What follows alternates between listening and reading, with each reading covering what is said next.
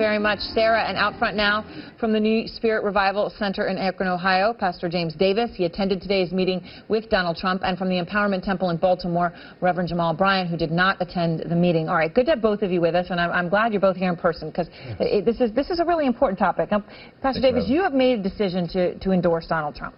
Right? Well, endorse in the sense of James Davis, not as the pastor, but as the individual, because there is a fine line legally that pastors cannot endorse political candidates with the title pastor in front of it. But as James Davis, the man, I stand in support of Donald Trump. All right, so your community, your flock will hear you say this, right? So I understand whatever the technical line may be. Sure. Why do you believe, though, that he is going to be good for the African-American community? I mean, we've just heard some of the things that he said, and he did, of course, retweet that what many believe to be a very I think much of what's going tweet. on right now, I'll use even some of the words that the previous guest in a segment that I just saw use, that is schoolyard chatter. We're in a very serious time here in this country. Where our community is on fire, basically, and no one is talking about sending a fire truck.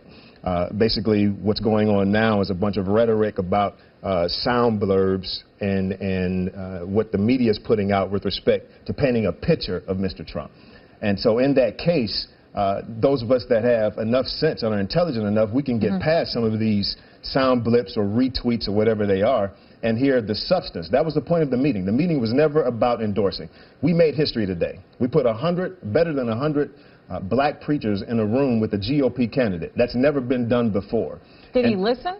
He absolutely listened to us. This wasn't the first time. This was our third meeting with him. And in previous times, we just didn't have the time to get into our issues.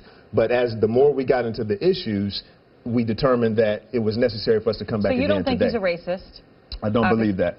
Again, I believe that his ego and his gravitas is so big that he doesn't have to pander to anyone. And I don't believe that I was being pandered to, or as some say, that we are his token, so to speak, in order to go out and grab votes for him. That's not the case. All right, so Reverend, let me ask you. You were invited to the meeting. You chose not to attend. You are here in New York today, but you chose not to attend. Yes. You just heard Pastor Davis say he doesn't feel he was being pandered to. He doesn't feel Donald Trump's a racist.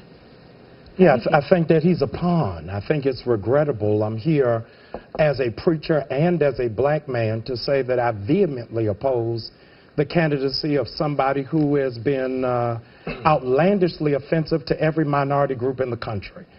From the Latino community, African Americans, women, physically challenged, and all the more Pastor James and Bishop Scott, who was the chair of this meeting, come from Cleveland. For a year, the Cleveland community has been in an outcry looking for justice for Tamir Rice. And Donald Trump hasn't spoken to any of that.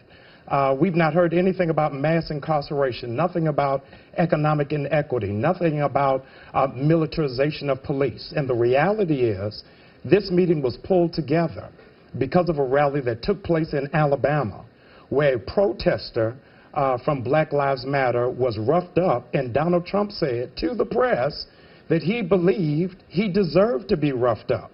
Now, to that end, if you will not meet with Black Lives Matter protesters, let me find 100 black preachers who are not civically and socially engaged, who will in fact find the connection to the Black Lives Matter protesters who are engaged with this conversation. All right. It is a very disheartening. So, let's have a conversation. If I could jump in right there, because we're talking about Black Lives Matter. Yes. And at the end of the day, that discussion doesn't need to be had on Fifth Avenue.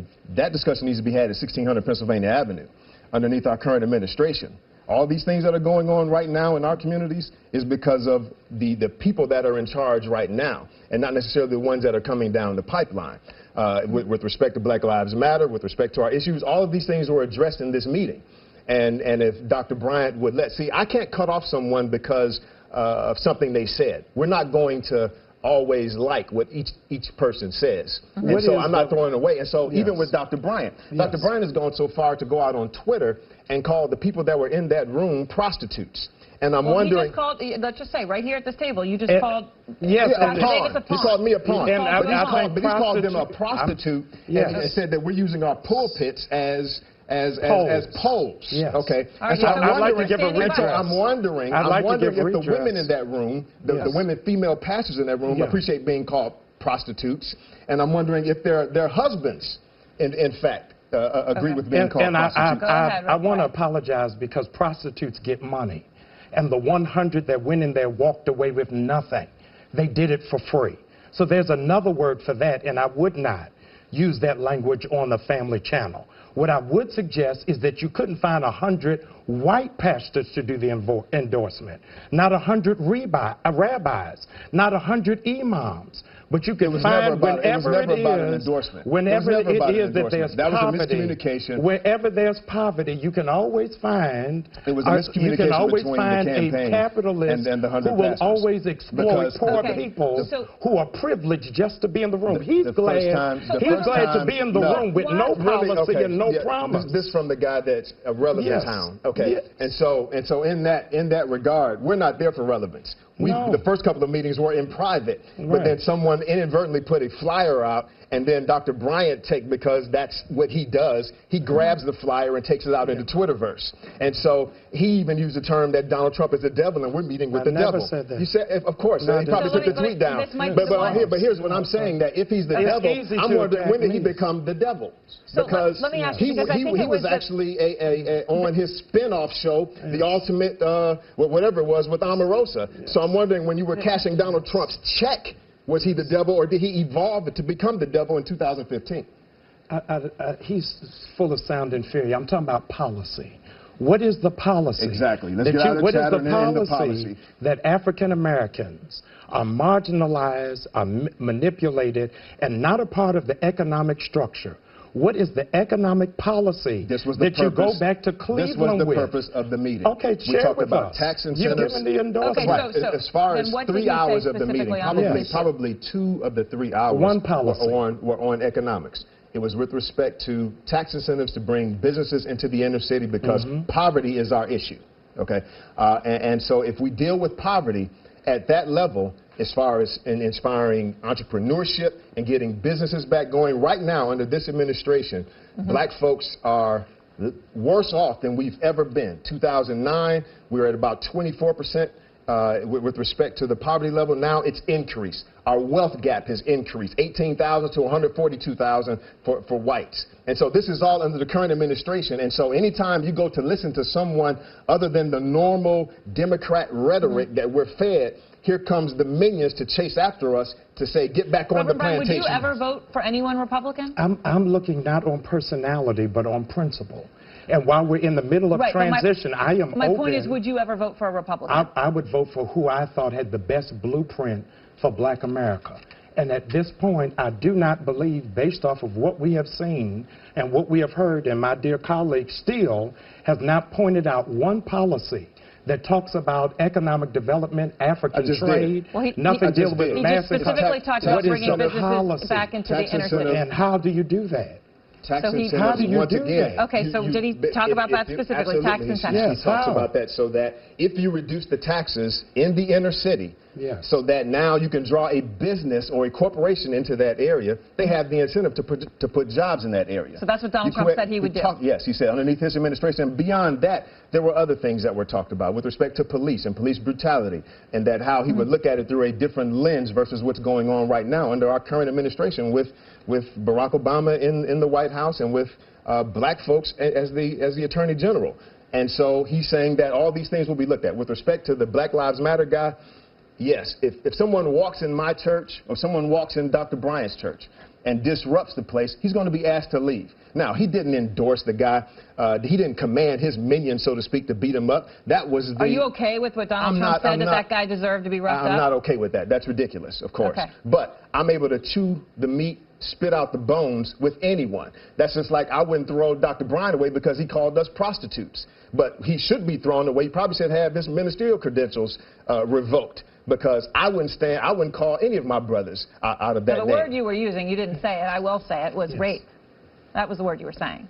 Well, I think, again, what it is really very disheartening that these preachers walked away with private promises while we're in the middle of an open presidential election.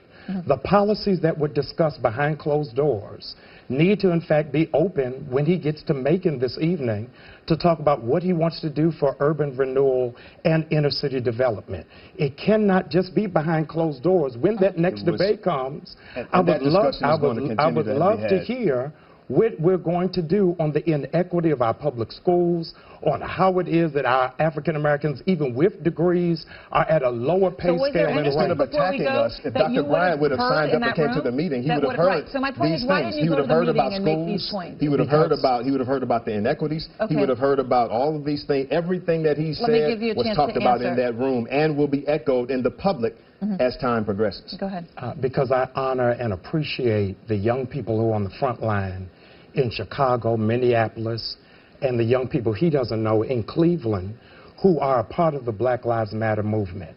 And if he would say, as Governor Christie has said, he would never meet with the young people of Black Lives Matter, the black preachers to go behind their back and go meet with them, I think is a slap in the face. And all the more, these are preachers who are not connected to the movement and have not been on the front line of what these young people are trying to accomplish. So I stood in allegiance with the young people who are, in fact, trying to effectuate change. If it's just about a conversation, then have a conversation with these young activists who are fighting night and day to see America live up to what it's supposed to be. Thank you both very much.